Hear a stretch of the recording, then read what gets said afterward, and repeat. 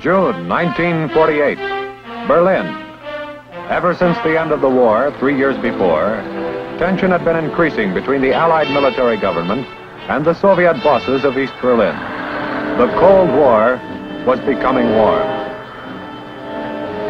2.5 million people, more than half of Berlin's population, lived in the American, British, and French zones.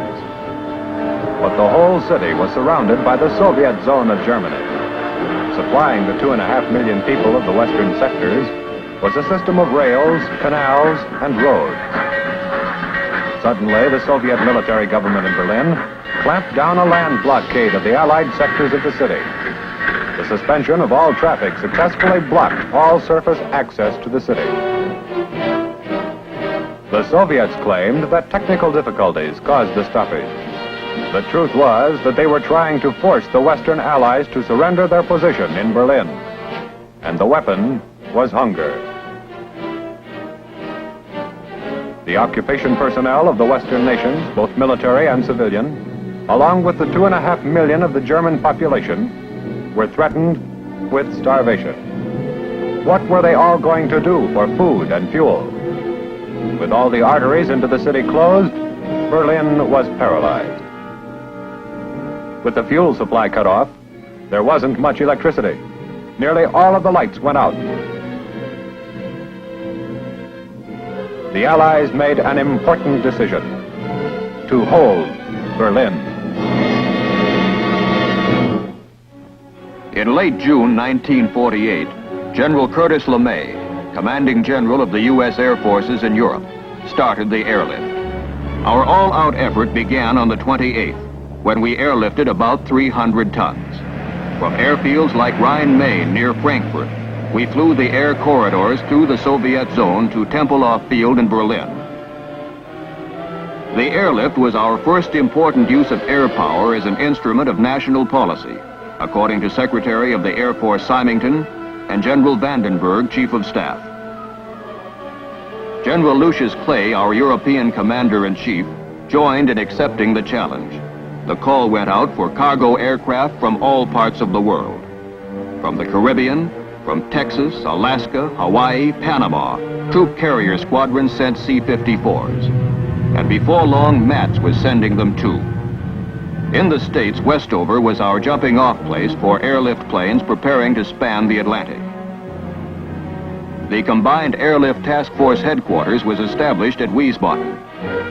The entire operation was now in business in a big way. Army, Navy, and Air Force, working together, gave an inspiring example of joint action. And we mustn't forget that the British and the French gave much help. Headed by General William Tunner, who had been in charge of the aerial supply missions over the hump in Asia during World War II, the Airlift Task Force was ready for a long haul, pouring supplies into Berlin and bringing out manufactured goods. Rhein-Main was the chief air gateway of the corridor to Berlin. The Army Transportation Corps moved supplies in from ports and railheads in 10-ton trailers, about the cargo capacity of a C-54. Coal from the Ruhr, flour from our Midwest, sugar from Cuba, coffee from Brazil, butter and milk from Denmark, and many other supplies from many other places. Berlin's minimum daily requirement was about 4,500 tons of supplies. For several months in 1949, our deliveries averaged more than 7,500 tons a day. The Air Force assigned more than 300 airplanes and more than 20,000 men to the airlift. And Britain made a large contribution of both aircraft and personnel. It was an operation without precedent and a severe test of precision flying, of logistics, maintenance, communications, and weather service. Some of us had bombed Berlin, and now we were trying to keep the same city alive. It meant that we had to get more from each airplane and from each man than ever before. Takeoffs with full loads were 3 minutes apart. The air corridor to Berlin was narrow and dangerous. With 40 to 50 airplanes going through it simultaneously, they had to be accurately spaced. And until the late stages of the airlift, they were flown at 5 different levels, the levels being 500 feet apart. This called for extremely precise air traffic control. Here, the position of each aircraft in the constant stream of C-54s was plotted and replotted. And every 3 minutes, there was a landing at Tempelhof, the Berlin air terminus. Each aircraft in Operation Vittles flew 3 round trips every day to Tempelhof, or to the other airfields in the Allied sector. At the end of the line, volunteer crews of displaced persons were always on hand to unload our aircraft, and it took an army of them. At the height of the airlift, the control tower at Tempelhof handled more than 400 landings and takeoffs every day, 7 days a week, around the clock, and regardless of weather. Operation Vittles really gave us, in 15 months, as much experience in air transport as we ordinarily get in 10 years. When bad weather arrived in the fall, everyone was put to the supreme test. Rain and heavy fog day after day. The communists expected the airlift would be broken, but it wasn't. We kept right on. Army Airways communication system operated a network that fed information to ground control approach at Tempelhof. Rotating GCA antennae tied air and ground together. GCA operators, at radar scopes 24 hours a day, talked us down at the rate of a landing every 3 minutes. Baker George 2, this is the final controller. Remain on receive for the remainder of this transmission. Maintain your present elevation and continue vector 315. You're almost at the glide path. Begin your rate of descent at 500 feet per minute. We're starting down the glide path. Rate of descent is good. Azimuth is good. Elevation good. Very nice flying indeed. Maintain your heading. On course, on the glide path. Very good. Now over the end of the runway. Azimuth and elevation both perfect. Touchdown in 4 seconds. Take it over, Baker George 2. It's all yours from here. At first, we used a good many C-47s. But for an operation on this scale, they were too small and too slow. So the C-54s took over. We soon began setting records, and then we broke them as fast as we made them. Coal was vitally important. We had to fly it in if there was going to be any heat or light or power in West Berlin. The coal came from the Ruhr and was sacked in war surplus duffel bags. We saw to it that every pound was put to good use.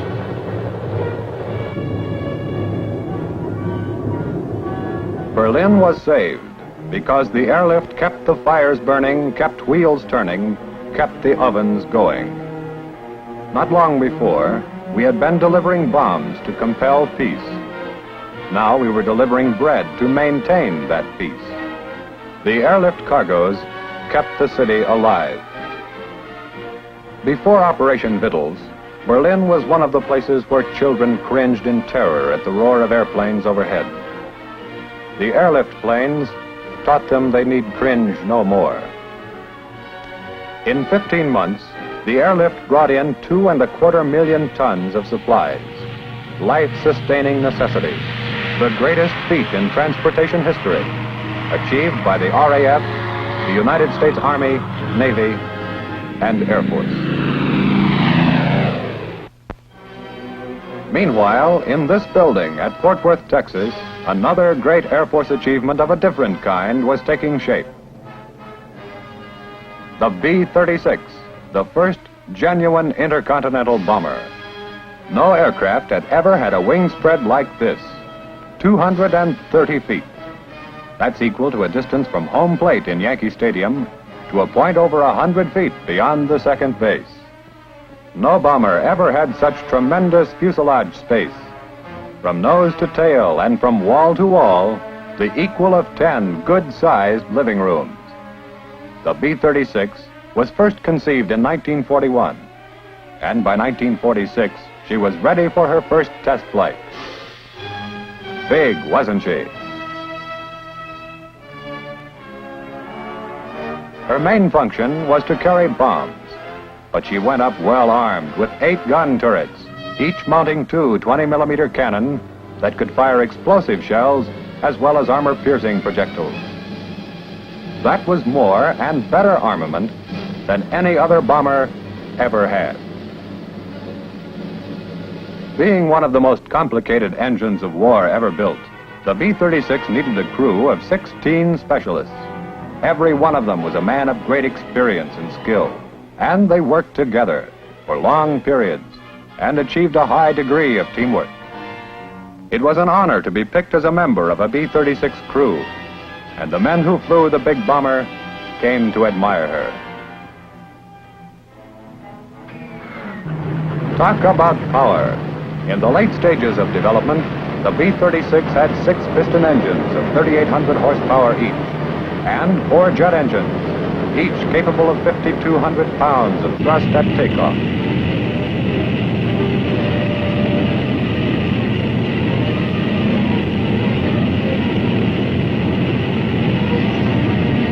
The big bomber had a much greater carrying capacity than any other aircraft so far produced. There was room in the 4 big bomb bays for 100 500-pound bombs, or when tremendously big ones were needed, the cargo could be 2 bombs, each weighing 21 tons.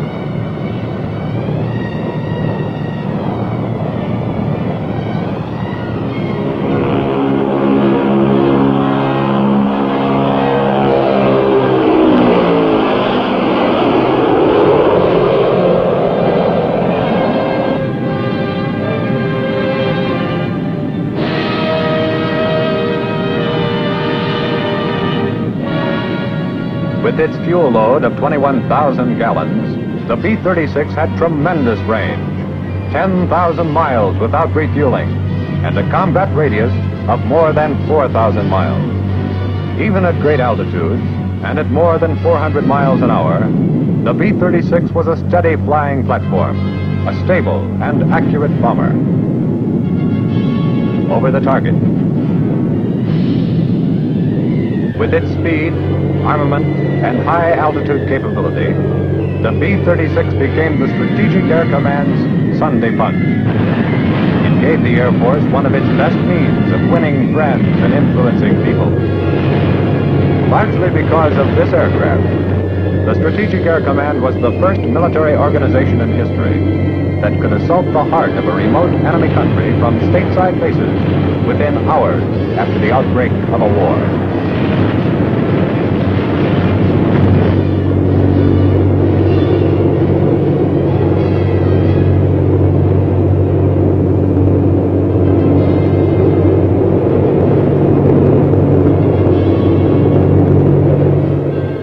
The B-36 proved to be a great airplane, and there was no question as to where it belonged. Right where it was, in the United States Air Force.